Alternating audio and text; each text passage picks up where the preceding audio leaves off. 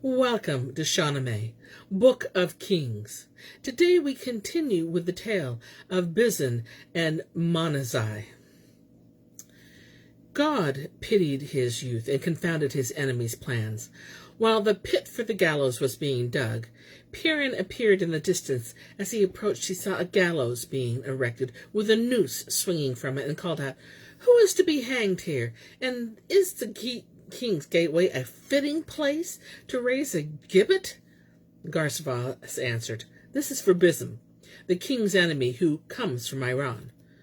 Piran urged his horse forward and came up to Bizhan. He saw he was in great distress, naked, dry-mouthed, and pale, and his hands tied tightly behind his back. He said, "How did you come to here? Did you come to Piran looking for bloodshed?" Bizhan told him his tale of bad luck, and Piran wept to hear it. He ordered the soldiers to pause before hanging him, to wait until he had talked with the king and pointed out to him where his best interest lay. He entered the court humbly, his arms folded across his chest, and bowed before Afrazab and waited.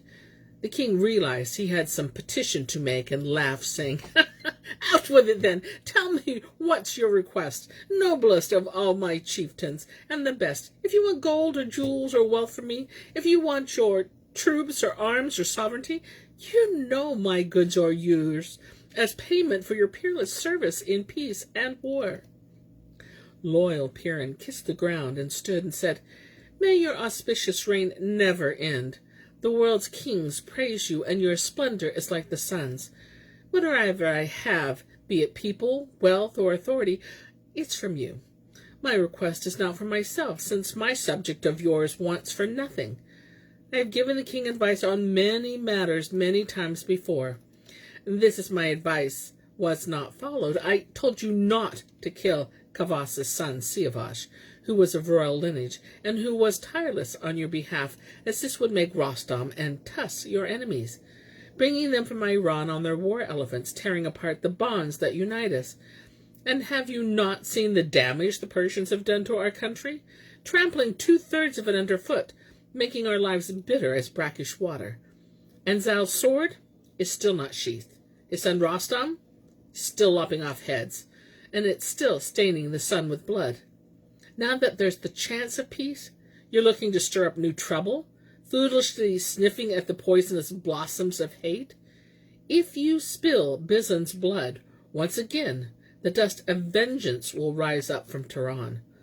The king is wise, and I am his subject, but open your heart's eyes to the truth.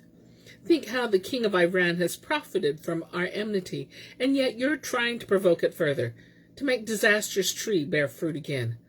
We cannot survive a second war against them, and no one knows Jiv and that monster Rostam or that iron-fisted Gudaz better than you do." Piran threw cold water on the raging fire, but Afrazab replied, "And you do not know what Bizhan has done to me, embarrassing me before all of Tehran and Iran. Can you see the humiliation that shameless daughter of mine has brought to my white hairs, destroying my women's reputation in the whole world? My whole country and army will make fun of my disgrace forever if he escapes from me with his life. Everyone will reproach me. I'll spend the rest of my days weeping, disgraced and despised." Piran repeatedly called down heaven's blessings on the king and said, "My noble king, favored by fortune, all is as you say, and it's your reputation that's at stake. But consider my suggestion carefully. Chain him in heavy chains, such that he'd rather die on the gallows than suffer the pain they bring. This will teach the Persians a lesson, and they won't be in such a hurry to plot against us in the future. Any man who languishes in your dungeons is not going to be reckoned a useful warrior." The king followed his advice and said to Garsvas, "Prepare a dark pit and heavy chains. Bind his arms tightly, shackle him hand and foot, and hang him head down within the pit, so that he sees neither sun nor moon. Take elephants and have them drag here the huge rock that Akvan Div wrenched from the ocean depths. Cover the pit's entrance with it, and let Bizhan suffer there till he loses his mind. Then go with your cavalry, so that shameless hussy Manizheh palace and destroy it.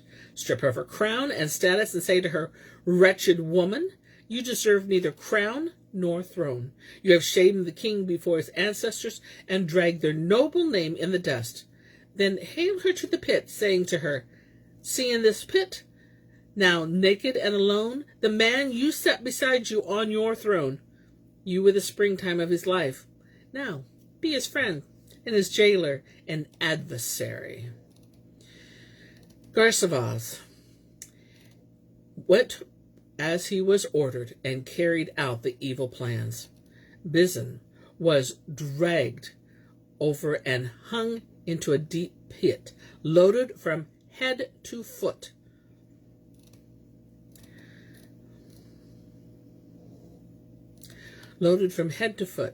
And hung down into the darkness. A stone was placed over the opening, and from here Garsavaz led his men to Manizheh's quarters. Her wealth were plundered, the crown torn from her head, barefoot, clad only in her shift, her hair loose, her face smeared with blood and tears. Manizheh was dragged stumbling to the pit's edge. There Garsavaz said to her, here is your lord and household. You're to be his prisoner's jailer forever. For a day and a night, Manizheh wandered moaning about the wilderness. As dawn approached, she came back to the pit's edge and scrambled away the dirt beneath the stone till she could force her hand into the darkness. When the sun rose above the mountaintop, she began to go from door to door, begging for bread. At the end of the day, she brought the scraps she had collected and pushed them through the opening she'd made, offering them to Bizham. And so in grief and wretchedness she passed her days. After a week, Gorgin saw that Bizham had not returned, and he began to search for him everywhere. His face bathed in tears of shame. He regretted what he had done and wondered how he could have betrayed his companion like this. He hurried in the direction Bizham had taken and went through the groves of trees looking for him, but he saw no one, and he heard not even as much as a bird's song. He scoured the meadows, calling for his friend, and finally caught sight of Bizham's horse in the distance. The reins were loose. The saddle had slipped down, and the horse's lower lip hung pendulous, as if the animal were consumed with rage. Gorgin gave Bizham up for lost, certain that he would never return to Iran. Either he had been strung up on the gallows or was languishingly chained in a pit, but it was clear that Afrazab had harmed him in some way. Gorgin flung down his lariat and turned aside his face in shame. He was sorry for what he had done and longed to see his friend. He led Bizham's horse back to their camp and rested there for a day. Then he set out for Iran, traveling day and night without stopping for sleep. When the king learned that Gorgin was returning without Bizham, he told Jiv to ask Gorgin what had become of his son. Jiv ran weeping into the street, his heart filled with anxiety, crying out, Bizham has not come back, and why should he stay with Ermani? He ordered that a horse he had used in crisis before be saddled. Inwardly raging like a leopard, he rode out to meet Gorgin, intending to ask him where Bizham was and what had happened. To himself he said, this Gorgin has suddenly tricked him. If I find it's true that he's coming back without Bizham, I'll cut off his head off then and there. Gorgin saw Jiv approaching. He dismounted and ran forward, then groveled in the dust before him, his head bared and his cheeks scored by his nails. He said, My lord, you are the king's elect, the leader of this army. Why have you come out to meet me, your eyes flowing with tears? I have returned sick at heart, and seeing you, my wretchedness increases. I look at you, and my face is bathed in shame's hot tears. But don't fear for him. No harm has come to him, and I can give you proof of this. When Jiv heard the warrior's words and saw his son's dusty, desolate horse, led by Gorgin, he fell from his mount as if he were unconscious. His head sank into the dust, moaning. He tore at his clothes and hair and beard and cried out, God of heaven, who has placed intelligence and love in my heart, now that I have lost my son, It is right that the bonds of life dissolve in me. Take me to where the blessed spirits live. You who know better than I do the extent of my heart's sorrow. In all the world, he was all I had. As a companion and as a help in times of trouble, now that my ill fortune has taken him from me, I am left here to grieve alone. Again, he turned to Gorgin. Tell me what happened from the beginning. Did fate suddenly snatch him away, or did he leave you of his own accord? What disaster overtook him? Tell me what snare the heavens laid for him, what devil confronted him and destroyed him in the uplands there. Where did you find his abandoned horse? Where did you lose sight of Bizhan? Gorgin replied, Calm yourself, and listen to my words carefully. Know them, my lord, and may your presence always lend splendor to our court. What happened and how it happened? While we were fighting the wild boar. We traveled from here to confront the herd, and when we reached the borders of Ermon, we saw a once wooded region that had been leveled as flat as the plane of a hand. All the trees had been torn down, and the whole area was full of boars' lairs. We seized our spears and went to work, yelling to drive the boar into the open and fighting like lions.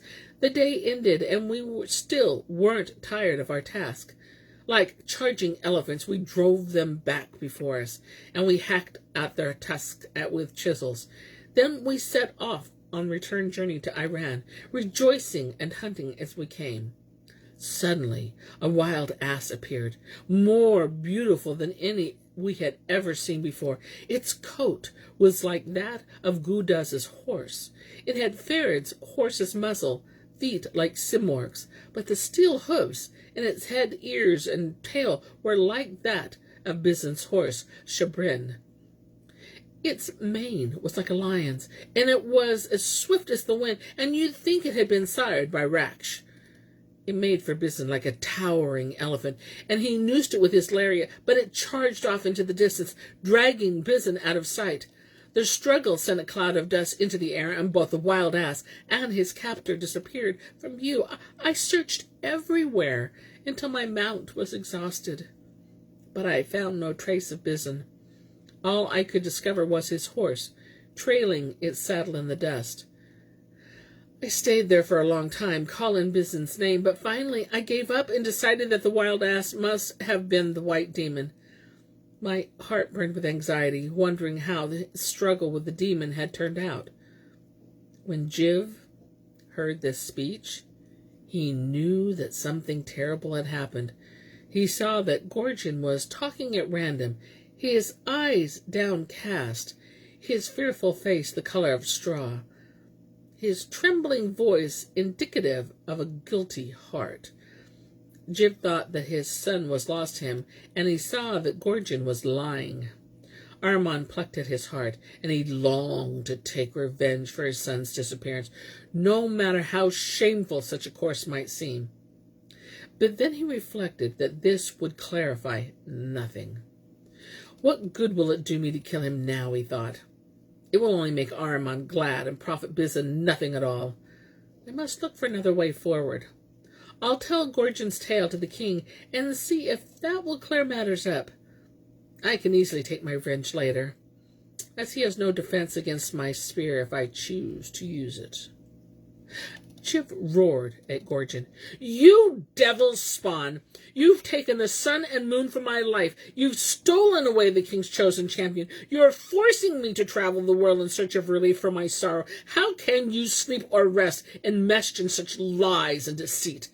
But I shall go before the king, and after that I shall be revenged on you with my dagger. And so he went to the king, and after greeting him respectfully and wishing him long life and good fortune, he said, In all the world I had but one delight, my son, for whom I fretted day and night, for whose pure soul I wept paternal tears. To lose him was the worst of all my fears. And now Gorgin returns alone and tries to hide his guilty soul with specious lies. He brings bad news of my beloved son and has no sign of him to show me but one, a riderless led horse. Your Majesty, Look closely at this matter, and you'll see that my demand for vengeance here is just. Gorgin has brought my head down to the dust." The king was moved by Jiv's grief. He turned pale and grew sick at heart thinking of Bizhan. He asked Jiv, "What did Gorgin say about where Bizhan is?" Jiv told him Gorgin's tale, and Khosrow answered, "Think no more of this. No longer. Bizhan is alive, and you should live in hopes of seeing your lost son again. I have agreed with my priests that I and my troops shall soon set out for Piran to fight in the war of vengeance for Siavash. I and my elephants will overcome that country, and Bizhan will be there by my side, fighting like a devil on my behalf. Grieve no more. I am as eager as you to see him again." Jiv left his presence, his heart filled with pain and grief, his cheeks sallow, his eyes wet with tears. When Gorgin arrived at Khosrow's court, he found it empty. The courtiers had left, and Jiv to comfort him. Gorgin went forward, shamefaced and apprehensive. He kissed the ground before Khosrow and greeted him. He placed the boar's tusk, glittering like diamonds, before the king and said, "May the king be victorious in all things. May all his days be springtime, and may the heads of all his enemies be cut off as I cut off these boars' heads." Khosrow looked at the tusk and questioned Gorgin about his expedition, asking him how he had been separated from Bizhan and what disasters had fallen him. At first Gorgin was speechless, but then he began to tell his lying tale, trembling from fear of the king. But before he could finish, Khosrow, realizing that his confusion indicated his guilt, started up and pushed him away from the throne, reviling him. "Haven't you heard the old saying, that even a lion who arouses the vengeance of Guda's clan will perish miserably? If you weren't such a wretch and so certain to come to a bad end, I'd have your head twisted off like a chicken's." Khosrow gave orders that blacksmiths fashion heavy shackles for him, and that his feet be fettered, so that he could reflect on the evil he'd done. To Jiv, Khosrow said, "Calm yourself. We must begin the search for Bizhan. I shall send out 1,000 horsemen to see if they can find any news of him, and if we hear nothing at first, do not despair. Wait until spring brings in the new year, and the sun renews the world. Then when the flowers reappear and the earth turns green again, and the breezes are laden with scent, I shall pray to Hormuz. I shall have the world-revealing cup that shows the 7 climes brought to me, and I shall invoke God's blessings on our noble ancestors. Then I will tell you where Bizhan is, since the cup will answer my prayers." Jiv's heart was reassured, and he thanked the king and wished him long life and prosperity. As soon as Jiv had left the king's presence, he sent out horsemen in every direction to see if they could find some trace of his son. Excuse me. They covered all Iran and Tehran, but found nothing, so that when the spring came and the world was renewed, the king turned to the world-revealing cup. Hopefully the news of his son, Jiv, entered the court, and when Khosrow saw him bent over and withered away with worry, he put on the roomy cloak he wore to pray. He cried out to God, calling down blessings on the sun as it inaugurated the new year, and asked for strength and help to defeat the power of Ahriman. Then he returned in solemn procession to his palace, replaced the crown on his head, and took the cup in his hands. He stared into it and saw the world's 7 climes, the turnings of the heavens, all that happened there, and how and why things came to pass. He saw from the sign of Pisces, of that of Aries, he saw Saturn, Mars, the Sun, Leo, Venus, Mercury above, and the moon below. The royal magician saw all that was to be seen. Searching for some sign of Bizhan, his gaze traversed the 7 climes until he reached the land of Gorgin, and there he saw him, bound with chains in a pit, longing for death. Beside him, the princess Manizheh stood ready to serve him. The king turned toward Jiv, and his smile lit up the council chamber. "Rejoice, Bizhan is alive.